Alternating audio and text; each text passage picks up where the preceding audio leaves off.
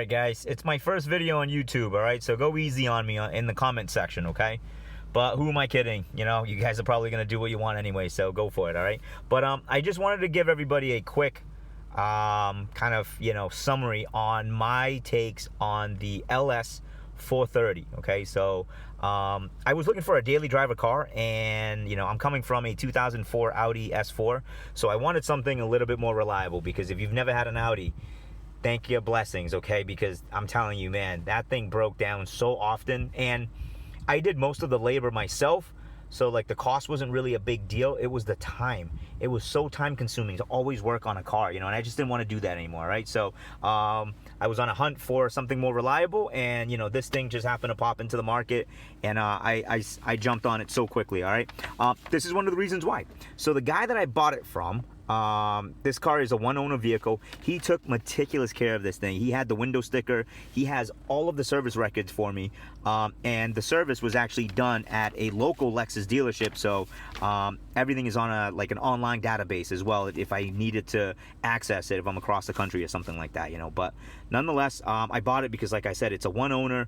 Well taken care of, and it looks like it would be a super reliable replacement for my Audi, okay? And it has been, all right? Once again, I've only had it for 3,000 miles, but I have no problems to report besides these little gripes about it, all right? So the car in itself, brand new in 2006, 14 years ago, was $59,000, all right? So this is the legendary, like I said, LS430. It's a 4.3 liter V8, 278 horses, and I'm not gonna lie, if you guys have never driven a V8, you're missing out, okay? So I bought a V8 probably 10, 12 years ago now, and I've never looked back, all right? So this car has a lot of amazing features for that era. Like I said, it's 14 years old, but, I'll do another video on, all of the cool features and stuff, but one of the things that popped to mind is right here, right? The adaptive front lighting system. Basically what it does is it swivels the headlights depending upon the turning angle of the steering, okay? That's amazing, right? That's crazy. One of the other things that's really, really cool is it has cool seats. Yes, 2006 with a cool seats. All right, that's unbelievable, all right? But nonetheless, okay, let's go back to what it is that I hate about this car, all right? So I'm not gonna lie to you guys, there's not a lot of things that you would hate about this car, because it's the ultimate reliable driving machine. I'm telling you, every review online is right. Every magazine, when they wrote the articles on this car, I'm telling you, they are spot on, all right? Super, extremely reliable. The most comfortable car that I've ever been in my entire lifetime, all right? But these are some of the things that I hate, all right? So let's put it into gear so you see what I mean, okay? So access to these buttons, all right? So if you guys had your hand on the steering column, right, it's just not easily accessible. I just wish that these buttons up here, the sunshade and the traction control, were up one level right here, okay? And I know why it's not here, because in the Ultimate Luxury Edition, that's the top of the line, it has the air suspension as well as the ride height control right here, okay? But let's just do some logic, right? Say to yourself, 98% of the Lexus LS430s that we're gonna sell is gonna be the version that does not have the air suspension. Why not move these buttons right here? And then that way it's streamlined. It's just nice and easy to look at, as well as it's much more easily accessible to 98% of the consumers that we're going to sell this car to. And then for those even let's say 10% of the people that bought the Ultimate Luxury, put the buttons up here, because you know why? You're not going to be accessing the air suspension and the ride height all the time, let me tell you that. And if you've never had a car with airbags or air suspensions, guys, you're not playing with those things all the time, because if you did, yeah, they're gonna break on you. And if they did, it's not cheap to fix. I've replaced air suspensions on 2 different vehicles. Yeah, they're relatively straightforward, but they cost an arm and a leg, all right? So that's why I was thankful that this car didn't have that package, okay? And then you'll also notice that it doesn't have the navigation system, but guys, who's using navigation systems from, 1400 over here, right? Like I said, it's an older car, so the navigation system is probably going to be garbage anyways. So you're just going to get them out and use the navigation system on your phone. So nonetheless, that's not even a thing, all right? So that's the first thing that I hate, these buttons, okay? I just wish they were well placed, all right? The other thing that I hate, let me shut the air control off.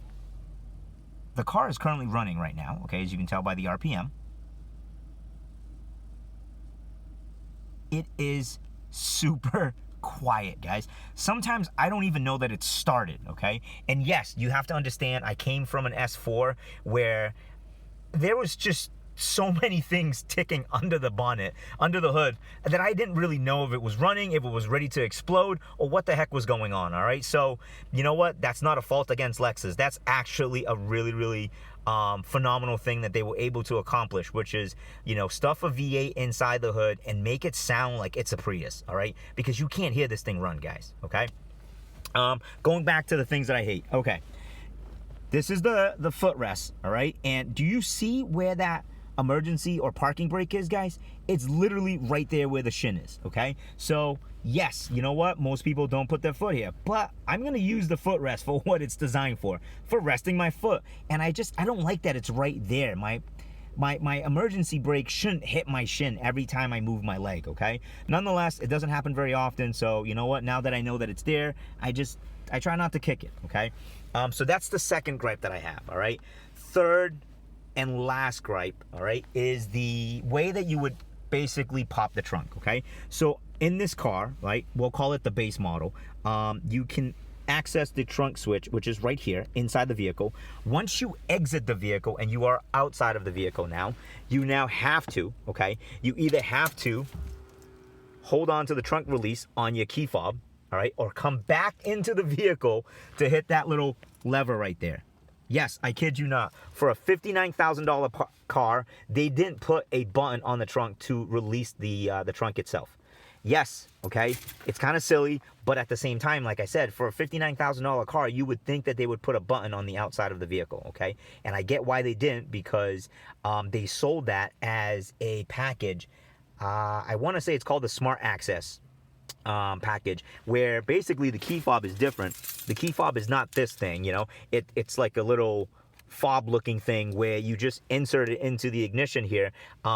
And I don't really know how it works because I don't have one, but I think you still have to rotate the key to start the car. If you have the Smart Access on your LS430, you know, comment, let me know.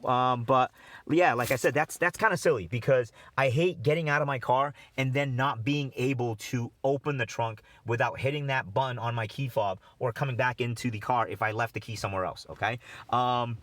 So just to recap, guys, that's really it. I'm not going to lie to you. That's really the only thing that I hate about this car.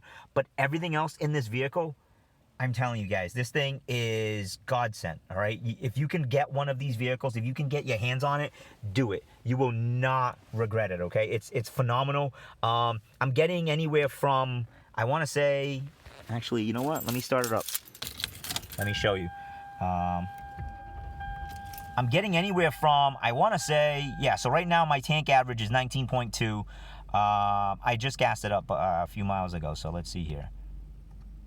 My average is 20.8. That's fantastic, I feel like, for a V8, okay? Because in my Audi S4, combined with city and highway, I was getting 14 to 15 miles to the gallon, all right? So congratulations, Lexus, for making a phenomenal, like I said, I'm going to call it the ultimate reliable machine right here, guys. I'm telling you, it's one of the best cars I have ever driven, all right? Yeah, thanks so much for tuning in, guys. I'm going to make more videos on the car. Things like, you know, features that are really, really amazing for a 2006, as well as just features that are amazing in general for cars. And then also, you know, we'll take it for a spin and stuff like that, all right? So thanks so much for tuning in, guys. Appreciate it.